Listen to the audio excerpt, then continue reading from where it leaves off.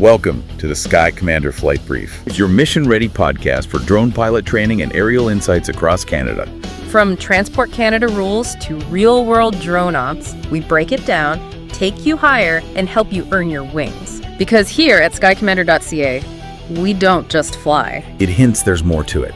It's a masterclass, a deeper level, maybe a philosophy or a community focus, perhaps. It's definitely intriguing, sets them apart from just, a basic tips show. Skycommander.ca is the obvious next step. Precisely. If you're thinking about flying a drone in Canada, boom, this content is aimed right at you. Powered by skycommander.ca. The elite podcast for Canada's drone pilot. Okay, let's get started. Welcome back to the Deep Dive, the place where we really try to cut through all that informational noise and just deliver the essential insights you actually need. That's the goal, to help you be truly well-informed. And today, we're looking up. Way up. We're preparing to soar into the skies, specifically into the pretty dynamic world of advanced drone operations here in Canada. Yeah, maybe you've already, dipped your toes in with a basic drone. Yeah. Captured some cool aerial shots or just kind of enjoyed flying it around. Right, but what if you're sitting there thinking, okay, I'm ready for more. You want to push beyond those basic boundaries, maybe fly closer to things or higher. Or tackle those really intricate, maybe high-stakes professional projects you see people doing. Exactly. So today we're embarking on a crucial deep dive into the fascinating and, let's be honest, sometimes pretty complex world of advanced RPAS pilot privileges and limits. Mm-hmm. And this isn't just about cramming for an exam, right? No, not at all. It's about genuinely understanding the sophisticated framework that governs the skies for skilled drone pilots. And what that really unlocks for you, for your aspirations, maybe even your career. So what's our mission today? Okay, so our central mission for you, our listener, is really to illuminate these regulations. We're going to cut through the jargon, Distill it down. Yeah, distill the most important nuggets of knowledge and basically equip you with absolute clarity. We'll look really carefully at what you can do. And what you absolutely cannot do. And maybe most importantly, why. Why these specific rules are even in place. Right, the logic behind them. Exactly. So this deep dive, it's designed to empower you, let you navigate the complexities with confidence, spot the potential traps. Oh, there are definitely traps. There are. And become a truly well-informed and hopefully responsible advanced drone pilot. You'll get a real feel for what we sometimes call the freedom with fences that advanced ops offer. Freedom with fences. I like that. And to get this comprehensive understanding, our deep dive it's meticulously built on a pretty robust stack of sources. Yeah, we've pulled insights directly from official Transport Canada exam essentials, authoritative study guides. Lots of real-world operational scenarios, which are always helpful. And even some historical analyses that kind of show how these pivotal regulations actually came about. Right. We've really tried to weave together this tapestry of information that's just vital for anyone thinking about advanced flying or maybe already doing it. Aspiring and seasoned pilots, yeah. So let's kick things off. Let's understand this significant leap. #tag the leap to advanced, why it matters and how we got here. All right, so let's unpack this fundamental distinction. When we talk about advanced RPAS, what does that certificate actually mean in plain English for someone maybe thinking about this step? Okay, yeah.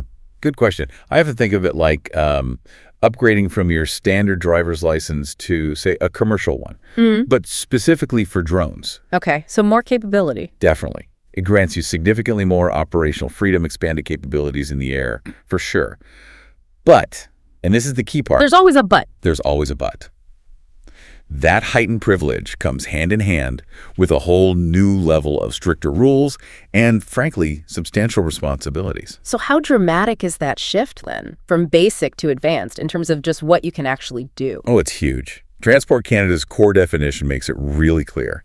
An advanced RPA certificate, it's kind of like your golden ticket, right? Golden ticket, too. It specifically allows you, the pilots, to operate within controlled airspace. That's the big one. Huge. And to fly significantly closer to bystanders than the basic rules allow.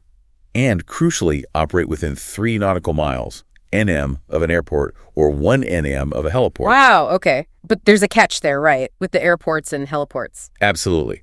The critical caveat is that those closer proximity operations always need specific authorization from MV Canada. You can't just show up. Got it.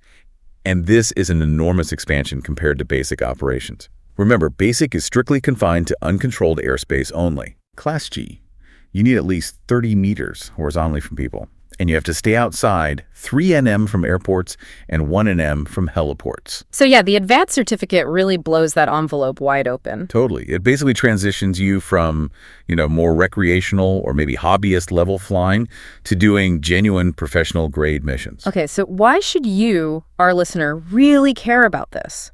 Why bother going advanced? It sounds like more rules, more hassle. Well, it's not just bureaucratic red tape, right? Or just another piece of paper. No. No, this certificate fundamentally unlocks a huge range of professional opportunities that are just plain inaccessible with a basic certificate. Like what kind of things? We're talking complex infrastructure inspections, those massive wind turbines, intricate bridge structures. Things you need to get close to or fly high around. Exactly.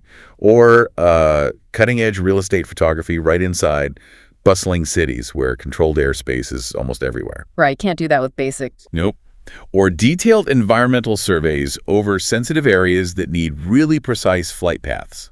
These are intricate, challenging flights. And they require more than just passing a test, presumably. Oh, yeah. They need that higher level of theoretical knowledge, which the exam tests, sure, but also a demonstrated practical skill set. That's what the flight review is for. Ah, the flight review. Mm-hmm. It moves you beyond casual flying into like a realm of legitimate professional recognition. It seriously expands your marketability. Okay, so to really get why this advanced certificate is so significant and kind of the philosophy behind it, we need a bit of history, don't we? Yeah, looking back really helps understand the why. Before 2019, the drone scene in Canada? Well, it was often called the SFOC era, right? That's right. And often frustratingly so. What does that mean in practice? It meant that almost every single non-recreational flight, even something relatively simple like a commercial shoot for a local shop, needed a special flight operations certificate. An SFOC. Every time. Pretty much, yeah.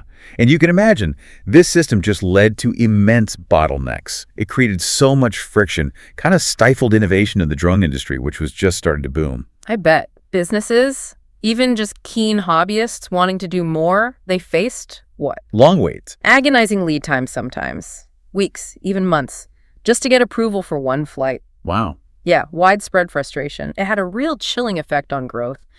Imagine needing a special government permit every single time you wanted to drive your car, even just to the grocery store. Yeah. Okay, that puts it in perspective. That's the reality for many drone operators back then. Pretty much. So what changed? How did we get out of that bottleneck? Well, what's really fascinating here, and honestly, it's a testament to Transport Canada's foresight, is how they developed this pivotal, really transformative solution. Which was? The Introduction of Cars, Part 9, the Canadian Aviation Regulations, Part 9. It officially kicked in on June 1st, 2019, and it was an absolute game changer. How so? This new framework fundamentally reshaped how drone operations were categorized. It split them distinctly into basic, for the lower risk stuff, and advanced, for those higher risk activities, but now properly regulated. So structure instead of one-off permissions. Exactly. The whole purpose of this massive shift was to professionalize drone operations across the board. It carefully linked increased privileges directly to 1. Demonstrated advanced knowledge. The exam. 2. Successfully completing a rigorous flight review. The practical test. And 3. Critically, making sure the drones themselves met specific safety assurance requirements. Ah, so the drone matters too. Hugely. It wasn't just about making things easier, it was about creating a system that was both fundamentally safer and way more efficient for everyone. You know, it's interesting you say that because the word advanced often makes you think, oh great, unlimited freedom, fly anywhere. Right. Yeah, that's a common assumption. But the history seems to suggest something different, a paradox. Can you unpack that? Because this is where it gets really interesting for me. You're spot on. The creation of the advanced certificate wasn't actually about granting, carte blanche in the sky. No, it was really about meticulously streamlining compliance. The goal was to replace those endless, time-consuming, often bureaucratic SFOC applications with a more structured, predictable, and ultimately safer approach.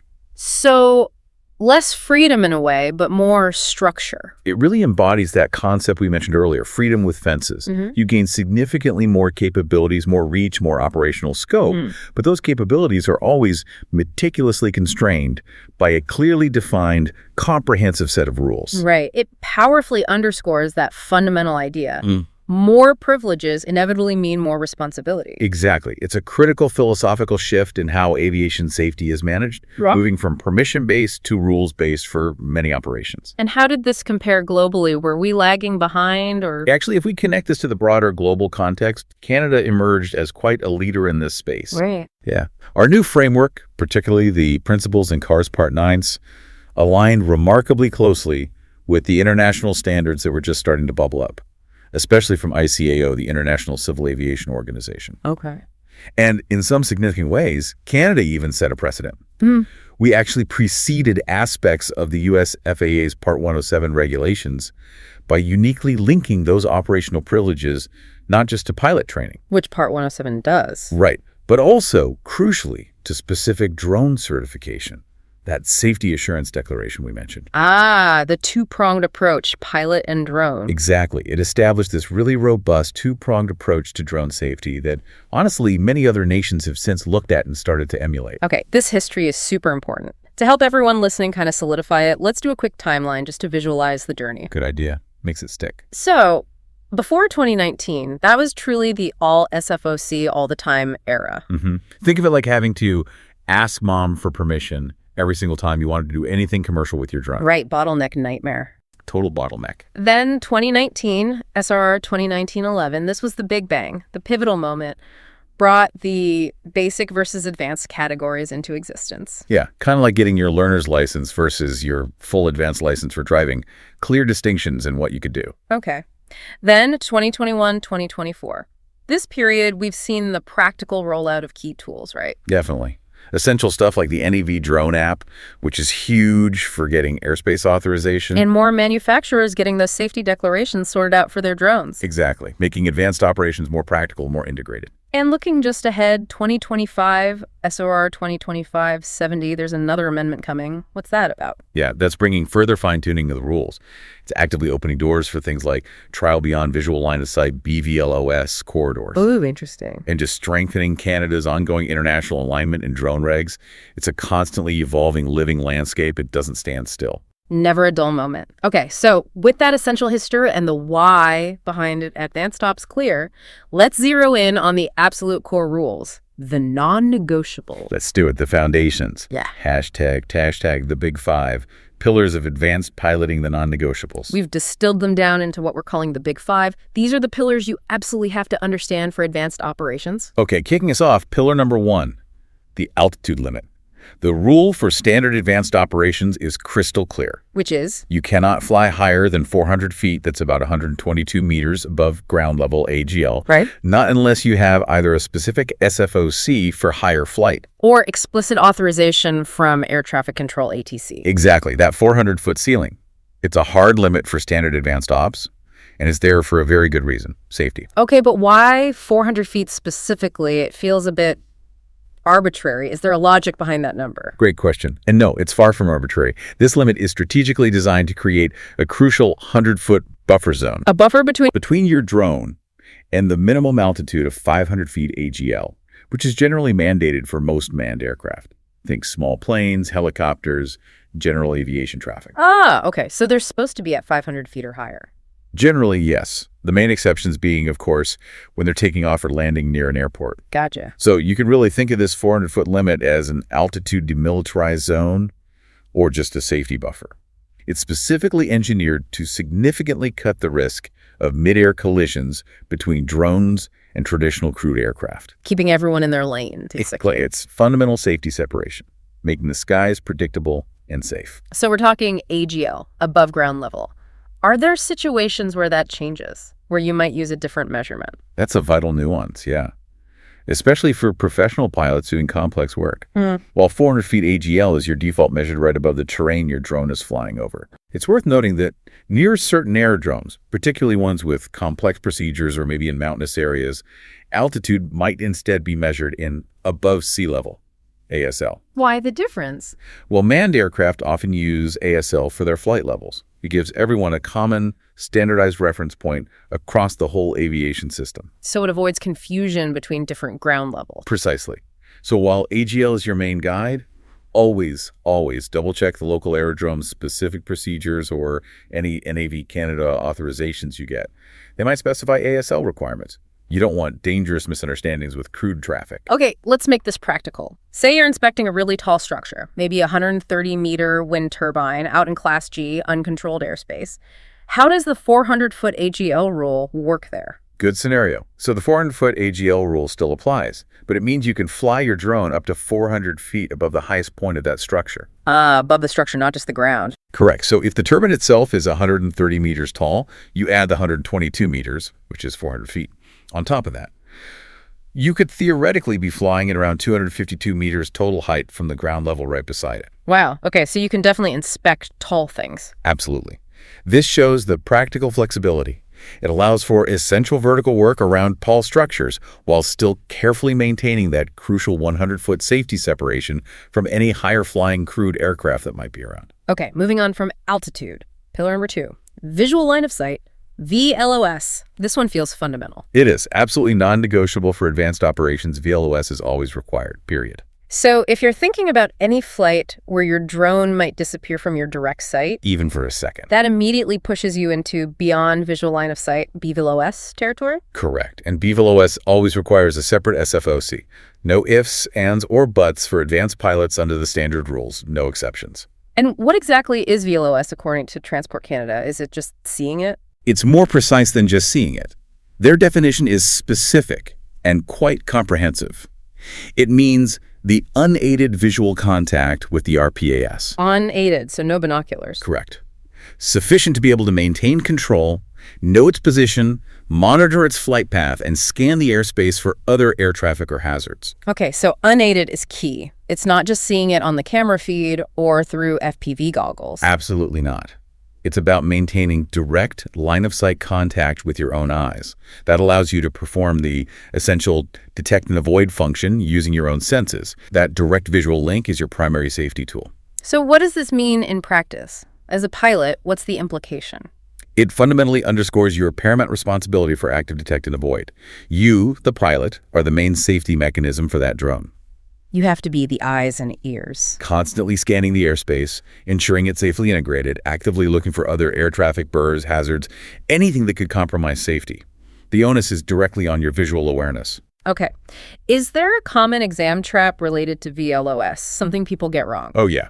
A classic one presents a scenario where maybe your RPAS temporarily loses signal or a gust of wind pushes it behind a building. And it accidentally slips into BVLOS for a moment? Exactly. Just for a brief moment. Totally unintentional. The key point to remember here is, even if it's short, accidental, unintentional, entering BVLO is a reportable incident. Wow, okay. And it's unequivocally not compliant with standard advanced operational rules. VLOS must be maintained at all times to operate under your advanced certificate. There's really no gray area. If you lose sight, you're out of bounds. All right. Pillar number 3. People proximity. This one feels like a big area of potential confusion, especially for exams. It absolutely is a critical area to get right. So let's start with basic operations. What's the rule there? Basic is straightforward, pretty restrictive. You must maintain at least 30 meters horizontally from all bystanders, always. Okay, 30 meters. Now, for advanced operations, you get more flexibility, right? Yeah. But it's complicated. Considerably more flexibility, yes, No. but it's tiered and comes with very specific conditions you have to meet. Okay, break down the tiers. Tier 1. You can fly at least 30 meters horizontally from bystanders if your drone weighs between 2 kilograms to 25 kilograms, and it has that required manufacturer declaration for controlled environments. So, same distance as basic, but you get the other advanced perks like controlled airspace. Exactly. But here's the real game changer, Tier 2. You can fly as close as at least 5 meters horizontally from bystanders. 5 meters. That's close. It is. But only if, and this is a big only if, your RPAS is under 2 kilograms AND. It's operating in a specific low-speed mode. Low-speed mode? What's that exactly? Precisely defined. Its maximum ground speed must be equal to or less than 8.7 meters per second. Which is about? Roughly 31 kilometers per hour, not very fast. 8.7 meters per second. Why that specific speed? Seems oddly precise. It does, but what's fascinating here is the science behind it. It's not arbitrary at all. Correct. No. Transport Canada did meticulous research. They determined this specific speed, 8.7 meters, as the kinetic energy threshold where, if an impact occurred, the injuries are statistically much more likely to remain survivable. Ah, so it's about impact force, kinetic energy. Exactly. It's a carefully calculated balance between the drone's mass, its weight, and its velocity, its speed. It's specifically engineered to mitigate the severity of potential injuries if something goes wrong. That makes sense. A deep scientific reason, not just a random number. Absolutely essential to understand that safety intent. Now, you mentioned flying near people. What about flying over people? Is that allowed with advanced? This is the critical distinction, and definitely a major area examiners love to test. Okay, lay it out. You can never fly directly overhead people unless you hold a very specific SFOC explicitly granted for operations over people. Full stop. Never, ever with just the advanced certificate. Never, ever. Flying near people, meaning respecting those 5-meter or 30-meter horizontal separation distances that is permitted with an advanced certificate if you meet all the conditions. Okay. But flying over people, which is defined quite clearly as flying over a gathering of people not directly associated with your operation and who aren't readily able to move out of the way quickly. Like a crowd at an event? Exactly. Yeah. That is strictly SFOC territory. Getting this distinction wrong is a super common pitfall. Near versus over. Huge difference. And who counts as a bystander? That term seems crucial here. Absolutely critical. A bystander is defined as anyone not directly involved in your RPAS operation and who is not under your direct control. Okay, give me an example. Okay, say a farmer is watching you inspect their field.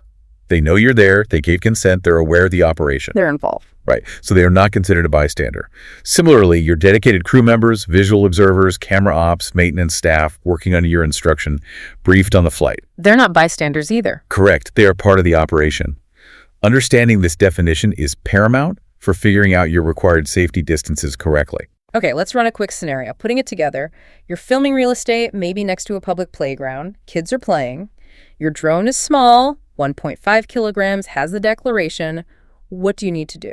Okay, good practical example. First, to even qualify for that closer 5-meter proximity, you must enable its low speed mode, that 8.7 meters limit. Right, step one. Step two, equally important. Yeah. You have to continuously ensure that no bystanders, especially those kids, are directly overhead your drone at any point. Okay. As long as those two critical conditions are consistently met, low speed enabled, nobody directly underneath, then yes, you are permitted to fly as close as 5 meters horizontally from the children. Shows the flexibility, but also the strict conditions attached. Definitely. But here's an important nuance, another classic exam trap area. Go on. Let's say you have a slightly heavier drone, maybe 1.8 kilograms, still under 2 kilograms, but maybe it doesn't have a low speed mode, or maybe the feature is broken or disabled. Oh. In that case, even though it's under 2 kilograms, you are not allowed to fly within 5 meters of people. You automatically default back to the more restrictive 30-meter rule. So it's not just weight. The low speed mode has to be there and working and turned on. Precisely. That seemingly small detail, the presence and activation of low speed mode, is often used to trip up candidates. Both weight and activated low speed mode are prerequisites for that 5-meter privilege. Okay, pillar number 4, airspace access. This feels like where advanced really starts to pull away from basic. Oh, absolutely. In terms of capability, this is huge. So recap basic first. Where can basic fly? Basic operations. Your scope is quite limited. You're restricted solely to uncontrolled airspace, Class G. Got it. And you have to maintain those specific minimum distances from aerodromes. At least 3 nm from airports, 1 nm from heliports. Stay clear. Okay. Now, advanced operations, what doors does that open? The advanced certificate grants you the incredibly valuable privilege, and privilege is the key word to fly in both controlled airspace, classes C, D, and E, and uncontrolled airspace. C, D, and E, that covers most populated areas around airports. A huge amount of airspace, yeah. It's a monumental leap in operational capability. Yeah. But, and this is a colossal but, you absolutely cannot forget. Here comes the but again. Yamamthi Canada authorization is required for any flight within controlled airspace. Always. How do you get that? Phone call? Fax? Thankfully, no faxes. It's typically obtained efficiently, electronically, through the NAV drone app. Okay, the NAV drone app, that's the gatekeeper. Pretty much. Think of controlled airspace like a super busy downtown street, but for airplanes, right? Okay, yeah. You simply cannot just drive your drone into that complex, active environment without explicit clearance is not just a formality. Why is it so critical? It's essential because it ensures your drone operation can be safely integrated among all the other crewed aircraft. ANDI Canada is meticulously managing this dynamic shared environment. Your proposed flight path needs to be carefully coordinated, integrated into that existing system, specifically to actively avoid any potential conflicts. It's about keeping order in that complex aerial ballet. Beautifully put. Exactly. Now, is Navi Canada the only authority we need to worry about for airspace? Good question. And no. To add a crucial layer of complexity that often surprises pilots, there are also Class F restricted areas. Class F, what's special about those? These zones require very specific permission, but it comes from the responsible authority for that specific zone. That's often the military or a government agency, maybe special operations. So not just a Navi Canada. Correct. Not just Navi Canada. This highlights a critical difference. Not all airspace is managed the same way. You absolutely need to research and confirm who the ultimate authority is for specific Class F zones. The permission process will vary significantly. So assuming Navi Canada covers everything is a mistake. A potentially serious one, yeah. Could lead to breaches. Okay, back to Navi Canada and controlled airspace. Holding an advanced certificate, does that guarantee they'll approve my flight request? No. And this is a key distinction, definitely a point where pilots get tripped up on tests. Right. Holding an advanced certificate grants you the eligibility to request access. That's it. It does not, I repeat, does not guarantee approval. Why might they deny it? Navi Canada has the full authority and the responsibility to deny requests. Maybe there's heavy air traffic already. Maybe another drone is already authorized in that exact spot. Or maybe your proposed risk mitigations, your safety plan, just aren't deemed sufficient for the current conditions. So you can't just show up expecting a green light? Absolutely not. Yeah. You must get that explicit authorization first through NAV drone or coordination. No authorization. No flight in controlled airspace. Okay, scenario time again. You're inspecting power lines. They happen to be 2.5 nm from a regional airport inside Class D airspace. What do? Right. Action required. You must apply through the NAV drone app for ATC authorization. Even if you plan to fly low, say 100 feet? Doesn't matter. You absolutely cannot just launch and fly, even staying below 400 feet, because you are explicitly within that 3 nm zone of an airport and you are operating in controlled airspace. Both trigger the need for authorization. Ignorance is definitely not an excuse here. Okay, our fifth and final Big Five pillar. This one's about the drone itself. RPAS requirements. And this is crucial because, as you said, it's not just about the pilot. Not all drones automatically qualify for advanced ops. Precisely. Even if you have the certificate, your drone might not be eligible for certain advanced privileges. So first, the basic weight limits again. Right. Your drone must weigh between 250 grams and 25 kilograms. Anything lighter or heavier falls under different rules or needs an SFOC. But within that range, 250 grams, 25 kilograms, is that enough? No. And this is the point that cannot be overstated.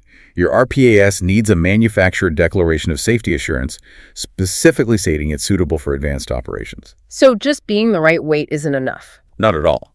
This declaration is vital. It's official proof that the drone meets specific design, manufacturing, and safety standards that Transport Canada has set for the higher risk activities involved in advanced operations. And without that declaration, you simply cannot claim advanced privileges for that specific drone model, regardless of your pilot certificate. It hasn't been vetted for those tougher conditions. Okay. And what about really heavy drones, over 25 kilograms? Just to underscore that unequivocally, for any drone over 25 kilograms, an SFOC is always required. Doesn't matter where you fly it or what certificate you have. Nope. Doesn't matter. The safety considerations, the potential kinetic energy, the operational complexity of these heavy systems are fundamentally different. They always fall under the special permit rules of an SFOC. Got it. And back to features, you mentioned the low speed mode earlier. Let's reiterate its importance here. Yeah, absolutely crucial in the context of the drone's hardware.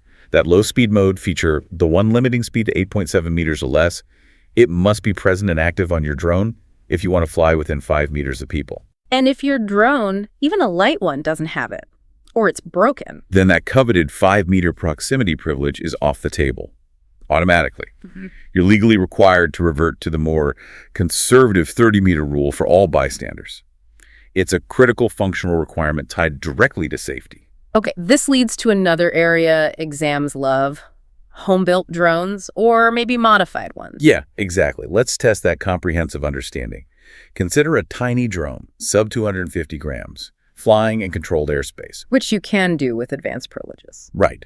But even though it's a microdrone, it still needs a manufacturer safety declaration suitable for advanced operations to legally fly under those privileges in controlled airspace. So the microdrone rules don't automatically apply there? Not for advanced operations like flying in controlled airspace, no. Similarly, say you've built your own awesome 3-kilogram quadcopter in your workshop. Looks great, flies great. Flies great, you're a fully certified advanced pilot, but it cannot fly in controlled airspace under standard advanced privileges without an equivalent safety declaration or assessment. So what would you need? It would require an SFOC in that case. This clearly highlights it. Advanced operational status isn't just about the pilot. It's an interdependent relationship between both the pilot certification and the drone's officially declared or assessed capabilities. It's not just what you can do, but what your drone has been certified or approved to do. Couldn't have said it better myself. Uh-huh. Both pieces have to fit. Hashtag the persistent need for SFOCs when advanced isn't enough. Out of bounds. Okay, here's where it gets really interesting for me, and honestly, this trips up so many people, even some current advanced pilots. It's a common point of confusion. Even with all those cool advanced privileges we just spent time unpacking, some operations are still considered like totally out of bounds for a standard advanced certificate. That's exactly right. These specific activities will always require getting a Special Flight Operations Certificate, SFOC. So the advanced certificate opens a lot of doors. Many significant doors, yes. But not all of them. There are still higher risk thresholds where you need that extra permission slip. Precisely. It's helpful to think of an SFOC as a very specific authorization, like a tailored permit. It allows RPAS operations outside the standard rules laid out in Part 9 of the CAR-S. So when you need to break the standard rules? Basically, yeah. It's like getting a special permit for unique, inherently higher risk, or just non-standard activities that fall explicitly beyond what standard basic or advanced ops are designed to safely cover. It's like a custom safety plan for unusual situations. Essentially, yes. Meticulously crafted and approved by Transport Canada for very specific, unusual circumstances. Okay, so how do we remember when we need this SFOC? What are the triggers? To help commit these critical triggers to memory, the ones where an SFOC is still absolutely necessary, we've got a memorable mnemonic device. Ooh, I like mnemonics. You can think of it as SVRI, or even simpler, just remember the core principle, SFOC equals out of bounds. SFOC equals out of bounds. Okay, break down SVRI for us. All right, SFOC still needed. This immediately flags operations definitely needing an SFOC. This includes flying directly over people, not just near them. That critical over versus near distinction again.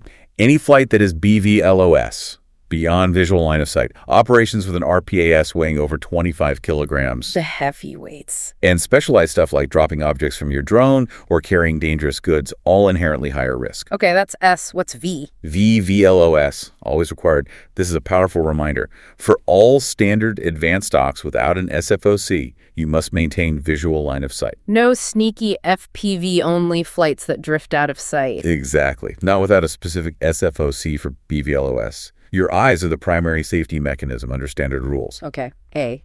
Advertised events, no-go without SFOC. This is a huge one, a perennial favorite for exam questions trying to catch you out. What counts as an advertised event? Think concerts, parades, big sporting events, festivals.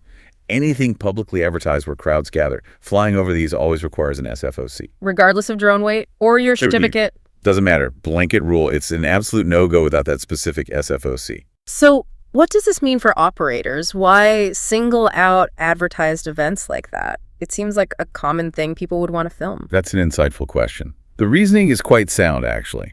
An advertised event implies a predictable and, crucially, a highly concentrated gathering of people. Right. Lots of people in one place. Which inherently makes it a significantly higher risk environment. If something goes wrong, a drone fails, pilot loses control, freak gust of wind. The potential for harm is much greater. Far, far greater than, say, a few random people in an open park. The potential for mass casualties or widespread injury is higher. So the regulations are meticulously designed to protect these large, organized public assemblies. They require that extra layer of scrutiny, the detailed risk assessment that only an SFOC provides. It's about protecting the public from potentially catastrophic failures in crowded areas. Makes sense. Exactly. It's a prudent safety measure. Okay, so that was SBA. What are R and I in SVARI? R, recency, every 24 months. We'll dig into this more in the next section, but it's a key part of keeping your advanced privileges valid. Your knowledge needs to stay current. Got it. And I? Insurance, 100 LK minimum liability. Also a crucial mandatory requirement for advanced operations, which we'll also elaborate on soon. It's about accountability and protection. Okay, SVARI, SFOC still needed, VLOS always, advertised events, no-go, recency, insurance. Got it. Let's run through some scenarios just to hammer these SFOC triggers home. Good idea. Differentiating is key. Scenario 1, media coverage of a parade. You're an advanced pilot, compliant drone. Doesn't matter. Flying over a publicly advertised event always requires an SFOC. The advertised event rule is absolute. Scenario 2, BVLOS mapping. You need to map a 10-kilometer stretch of rural road way out of sight. Unequivocally, always SFOC territory. Remember, VLOS is mandatory for standard advanced ops. BVLOS equals SFOC. Okay. Scenario 3, maybe an emergency. Dropping a life jacket to a stranded kayaker from your drone. Okay, the action itself, dropping objects, requires an SFOC for planned operations. Now, there is a critical, very narrow nuance for immediate, life-threatening emergencies, where saving a life might temporarily override strict compliance. But for any planned delivery? For any planned operation involving dropping things, yes, you need that SFOC permit. Final scenario, flying a heavy drone, say 28 kilograms, even out in the middle of nowhere Class G with your advanced ticket. Still requires an SFOC.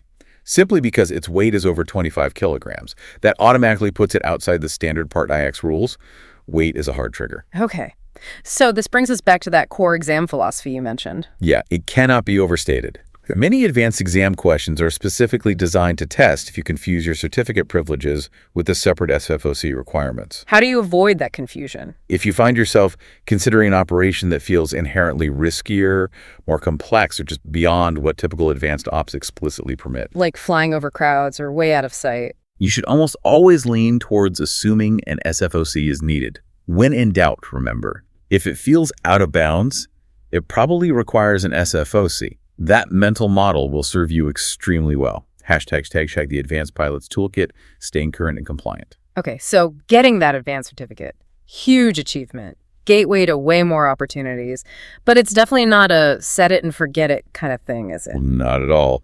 To keep using those valuable privileges, you have to actively maintain your pilot's toolkit, keep it sharp, and meticulously stay compliant with ongoing requirements. What does that involve? It covers several key areas. Maintaining your pilot recency, making sure your knowledge is up to date, ensuring you have the correct liability insurance, verifying your drone itself still meets the hardware and declaration requirements, and understanding how the rules apply if you're a foreign pilot wanting to fly here. So it's a commitment to ongoing professionalism, really. Exactly that. Okay, let's start with pilot recency. What's the deal here? So, to legally act as an advanced pilot, you first need to have completed that initial flight review, right?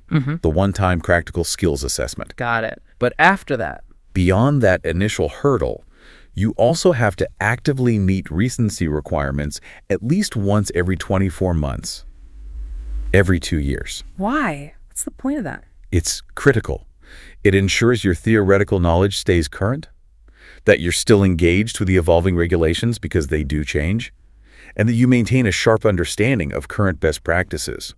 It keeps you from getting rusty or outdated. Makes sense. How do you meet this 24-month requirement? Do you have to do the flight review again? No, thankfully. Why? Transport Canada offers several flexible ways to stay current. Like what? The most common is probably completing an online RPAS recency exam. It's convenient, lets you refresh and confirm your theoretical knowledge from home. Okay, what else?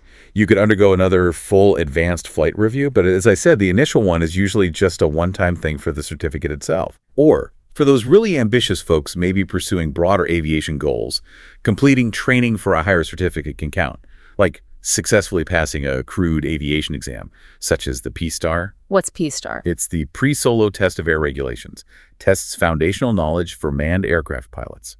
Passing that can also meet the recency requirement for your RPAS certificate.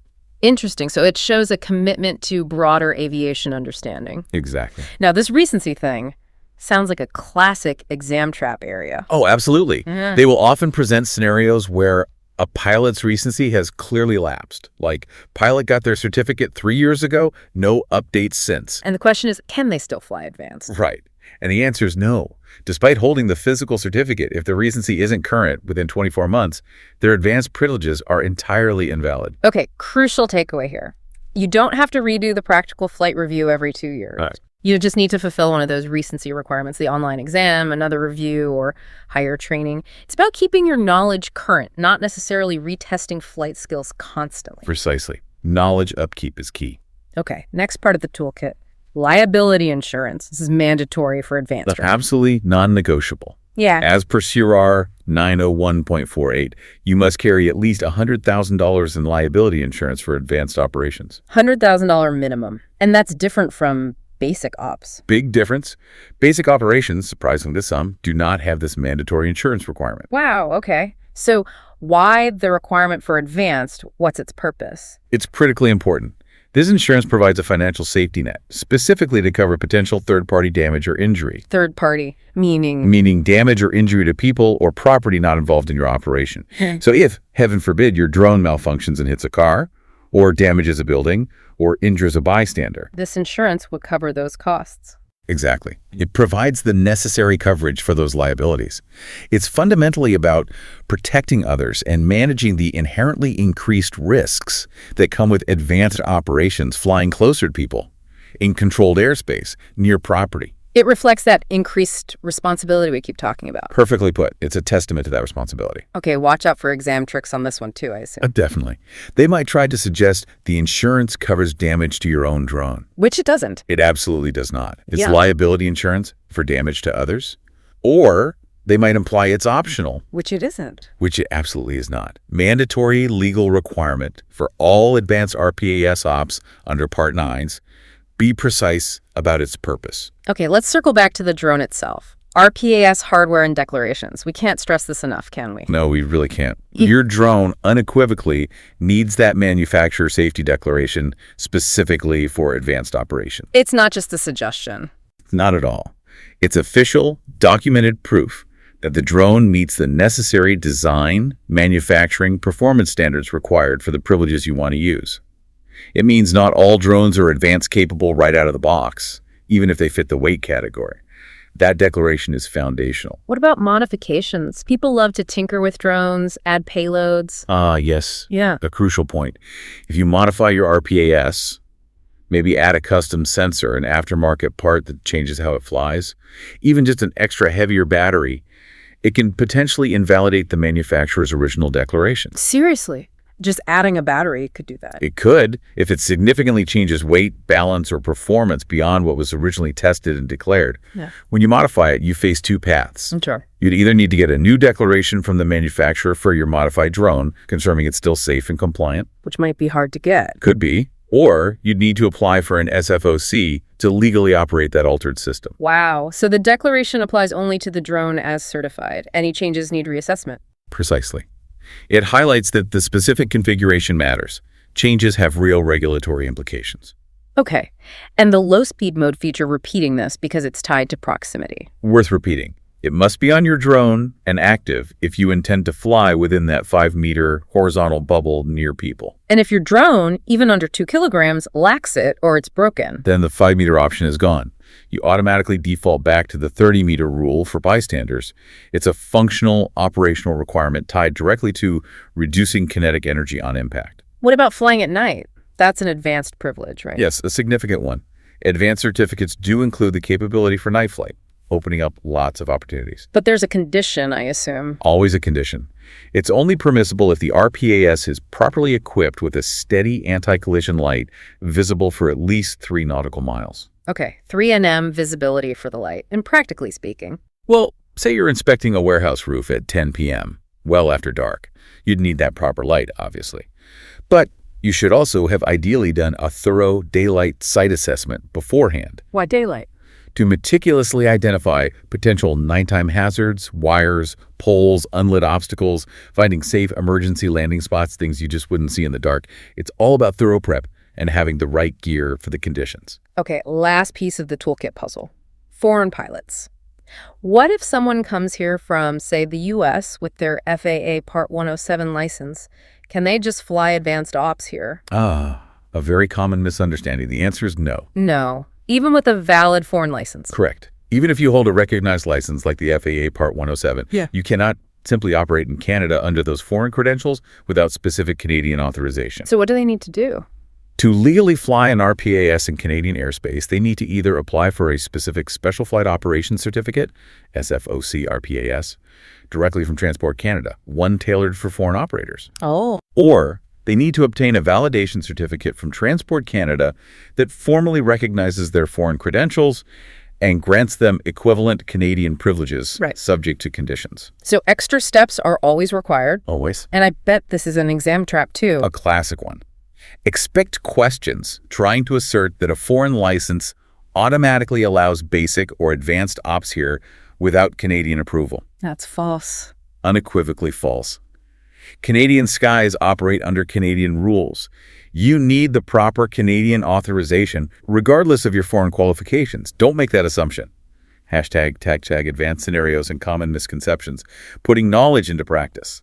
Okay, we've covered the core rules, the toolkit requirements. Now let's really bring it all together. Let's put this knowledge into practice with some real-world scenarios. Yeah, this is where the rubber meets the road. These are the kinds of situations you'll actually face. And also the types of nuanced questions that often trip people up, especially on exams.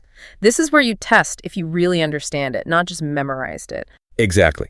Applying the knowledge is key. #tag real-world applications and the challenges they present. Okay, scenario 1. Urban real estate marketing at night. You're hired to film a fancy new townhouse development, downtown Calgary, 8:30 p.m., well after dark. Layers of things to think about here. Definitely. First off, night operation. You absolutely need an advanced certificate. Check. What about the drone? Drone must have that steady anti-collision strobe light visible from 3 nm. Check. Airspace, downtown Calgary. Almost certainly controlled airspace. So even for a night flight, you still need NAV drone authorization from NE Canada. Check. Okay, here's the tricky part. The street in front of the townhouses is busy with cars. Can you fly over it? Ah, crucial detail. No, you cannot fly directly over that street full of cars. Why? Because the drivers and passengers are bystanders? Exactly. They're bystanders, not involved, can't easily move. Flying over them would violate the no flying over people rule without a specific SFOC. So this scenario really highlights needing to constantly identify who's involved versus who's a bystander, even at night. What about site prep for this? Well, essential. A comprehensive daylight site assessment would be paramount. You'd be spotting nighttime hazards, wires, poles, unlit stuff, finding safe landing zones, things invisible after dark. And maybe planning for ground control. Definitely. Yeah. Pre-planning communication with any ground crew, maybe visual observers, using safety cones to manage pedestrian or vehicle traffic near your operating zone, especially near public access points. It's all about preemptive risk mitigation. Okay, next scenario. River crossing near a small town. Filming across a river looks great, but it happens to be just 2.8 nm from a registered aerodrome. Implications. Right away, 2.8 nm. That's inside the 3 nm zone, so basic operations are immediately out. Okay, so you need advanced. You need advanced. But even with your advanced certificate, because you're that close to the aerodrome, you still require specific NAV Canada authorization. What if they deny it? Maybe there's a medevac helicopter expected or something? If clearance is denied, that's it. You must move your launch location farther away until you are completely outside that restricted aerodrome zone beyond 3 nm or whatever limit applies. You absolutely cannot proceed without that explicit authorization. Remember, the certificate only grants eligibility to ask, not automatic approval. Got it. Okay, how about a high-profile one? Media request over a highway.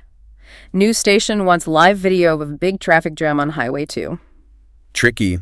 Very tricky. Often leads to confusion. Flying directly over a busy highway like that, it fundamentally constitutes flying over a built-up area with vehicles and people. And those people and cars are? Bystanders. Clearly bystanders. Not involved. Can't readily move out of the way. They're stuck in traffic. So this type of operation typically requires an SFOC. It simply cannot be done under standard advanced operations because of the inherent risk of flying over a concentrated, captive group of non-involved people. It's a critical safety distinction. Okay, makes sense. Here's a classic exam trick question, apparently. Cell tower inspection in Edmonton. It's in Class C airspace. You apply via NAV drone diligently, but oops, denied. High traffic. Can you still sneak in a quick flight at, say, 150 feet AGL? You're way below 400. The answer is a hard no. Absolutely not. This is fundamental. Why not? You're flying low. That's the matter. Any RPAS flight in controlled airspace, regardless of your altitude, even if it's just 50 feet, always requires explicit NAV Canada authorization. Your advanced certificate gives you the privilege to request access, but it grants zero automatic access or altitude exemptions within controlled airspace. Denial means denial. Operation is on hold until you get approval or move out of controlled airspace. Okay, crystal clear. Final scenario. Dealing with unintended proximity. You're flying carefully, 1.2 kilogram drone, low speed mode on, maintaining 6-7 meters from people. Suddenly, a family of hikers jogs right into your 5-meter bubble mid-flight. What's your immediate mandatory action? Your immediate mandatory action is to adjust your flight path to regain minimum distances right away. Either by actively moving your drone away from them, horizontally or vertically, to get back outside that 5-meter bubble, or if the situation is too dynamic or safety can't otherwise be maintained, immediately land your drone in the safest manner possible. So you can't just keep flying there if they entered your space? Absolutely not. Yeah. You cannot knowingly continue to fly within that 5-meter limit if people are not involved in your operation or haven't consented to be that close. Safety first, always. React immediately. #tag common misconceptions to avoid exam traps. Okay, let's rapid fire some of those common misconceptions, the ones designed to catch people out. Let's do it. Bust some myths. Misconception 1. Advanced means I can fly anywhere. Not true. Definitely false. You're still limited. Below 400 feet AGL must maintain VLOS, can't fly over advertised events without an SFOC. Remember the mantra. Advanced means freedom with fences, not a free-for-all. Misconception 2.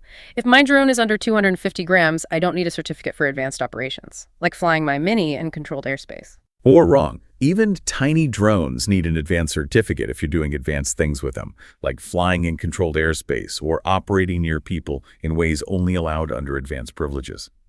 And the drone still needs to meet the appropriate RPAS safety declaration requirements for that specific type of advanced operation. The sub-250-gram exemption is mainly for basic recreational flying in uncontrolled airspace. Got it. Misconception 3. ATC will always approve my flight request because I have an advanced certificate. Nope, not at all. NAV Canada can and sometimes will deny your request based on traffic, other airspace use, safety concerns. Approval is never guaranteed. Your certificate just gives you the eligibility to ask. Misconception 4. You must always call the tower on the phone before flying in Class C with advanced. Not necessarily. While sometimes direct communication is required, if the NAV drone app grants you automatic authorization and doesn't specifically tell you to call, then no direct phone call is needed. Always follow the specific instructions given with your authorization. Okay, last one, critical safety point. An advanced RPAS can just hold its position while a helicopter passes 200 feet above it. Absolutely. No. This is dangerous thinking.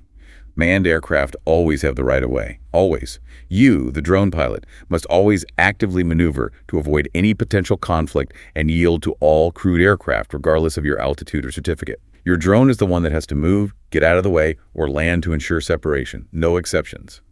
#tag look into the horizon, the future of drone operations. You know, what's truly fascinating here, listening to all this, is just how dynamic it all is, these drone regulations. They're not some dusty old rule book set in stone, are they? Not at all. It's a living, breathing, constantly evolving landscape. What we've discussed today is the robust framework now, yes, but it's really just a snapshot in time. The future. It promises even more profound shifts. So connecting this to the bigger picture, what are the major shifts we can see coming down the pipe? Things that will continue to redefine advanced piloting? Okay, several big ones are definitely on the horizon. First up, remote ID. Heard a lot about that. What is it, basically? Think of it like a digital license plate for drones. It's widely expected to become mandatory here in Canada, just like it is or soon will be in the US and the EU. And what does it do? It continuously broadcasts the drone's identity, its location, its flight status in real time.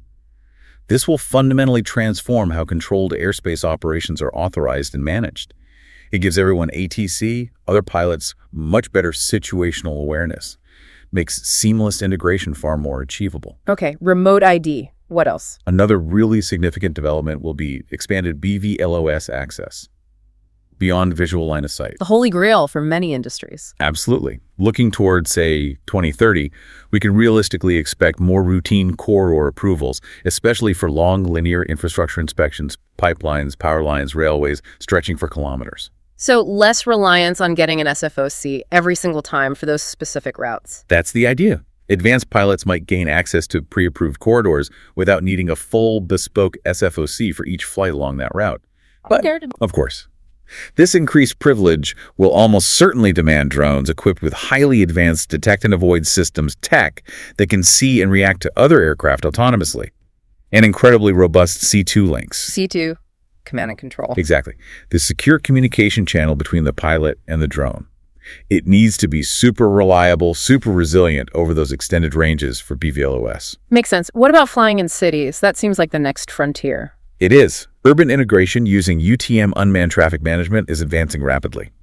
Transport Canada and NAV Canada are actively working together towards enabling drones to safely, routinely share airspace with crewed aircraft right within our major cities. How would that even work? Sounds chaotic. It involves sophisticated digital platforms, the UTM systems. Drones would digitally file, negotiate, maybe even execute their flight paths in real time. Think air traffic control, but for drones.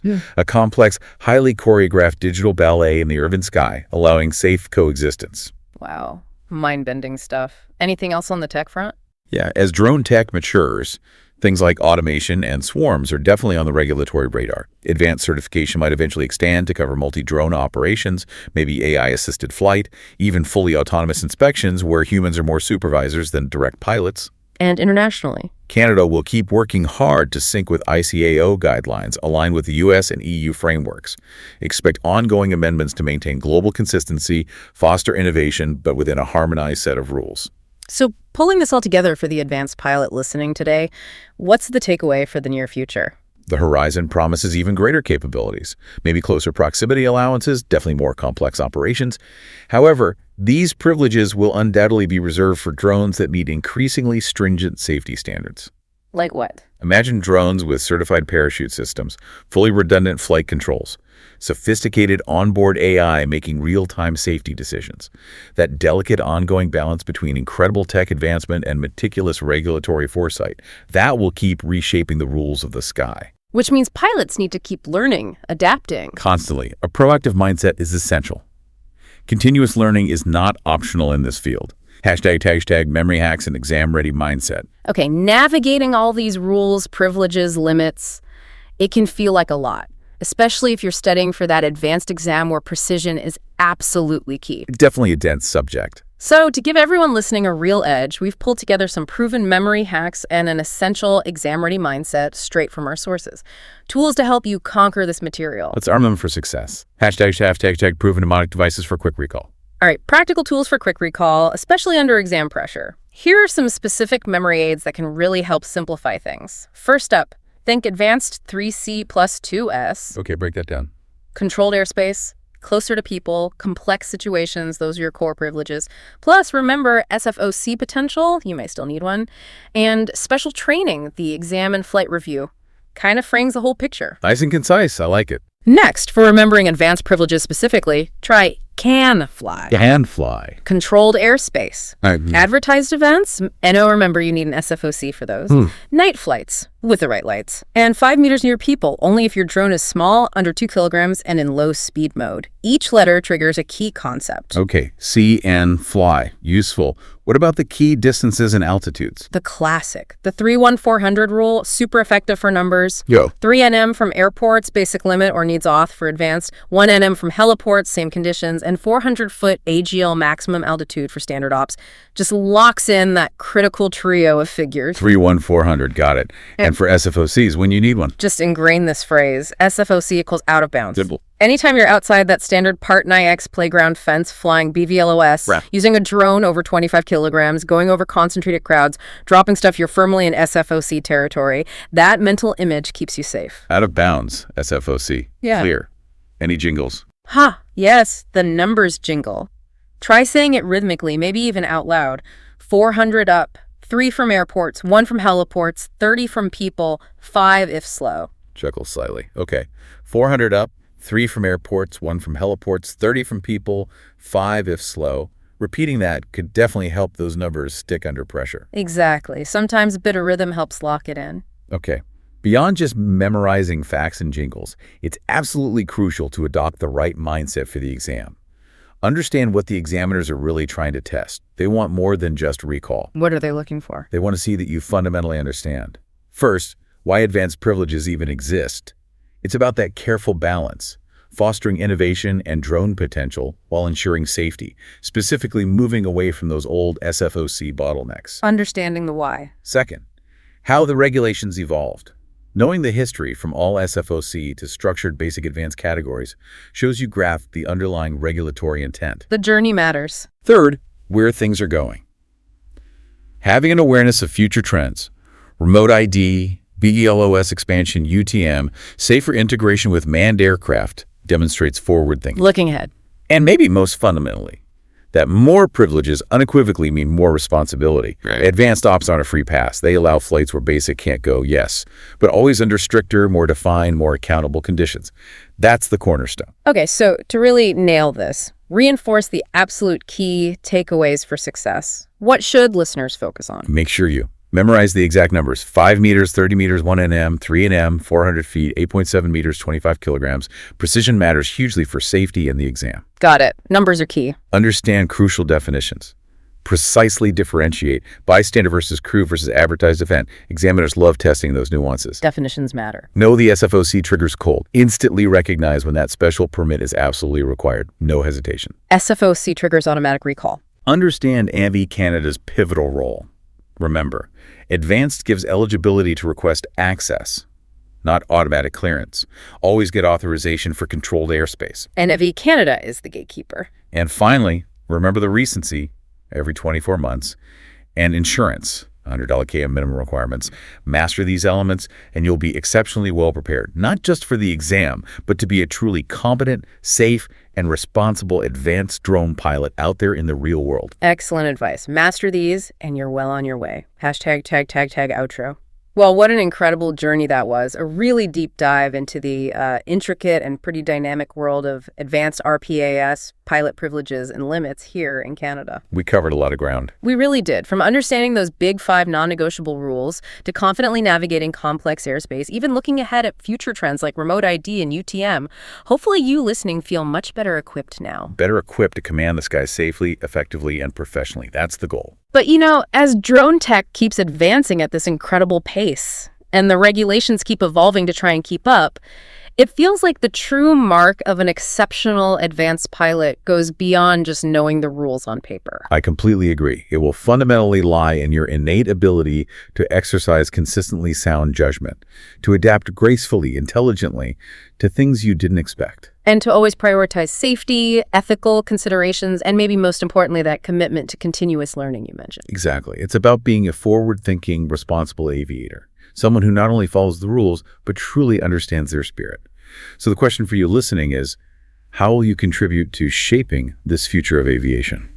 A great question to reflect on. We sincerely hope this deep dive has given you a newfound sense of clarity, maybe some confidence, whether you're meticulously prepping for that exam, planning exciting new drone projects, or maybe just gaining a deeper appreciation for the complexities and the immense potential of modern aviation. Keep looking up. Absolutely. Thank you for joining us on the deep dive. Until next time, fly safe, fly smart, and keep that curiosity soaring.